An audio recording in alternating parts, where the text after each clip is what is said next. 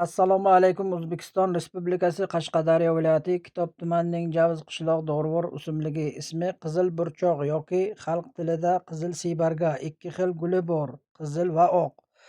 Rus tilida kliver deyiladi. Kliver krasniy, kliver beri deyilib ham ataladi.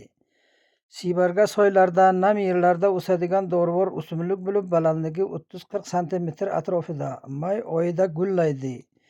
Iyun oyida terib, salqin joyda quritib, yil davomida iste'mol qilsangiz bo'ladi.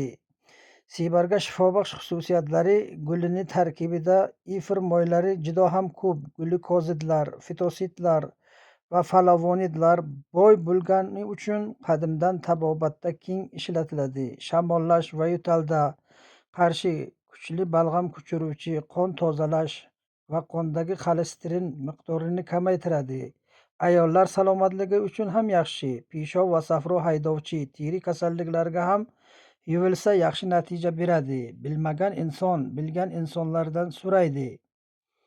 Mutaxassislar tavsiyasi bilan kam-kam iste'mol qilsangiz bo'ladi.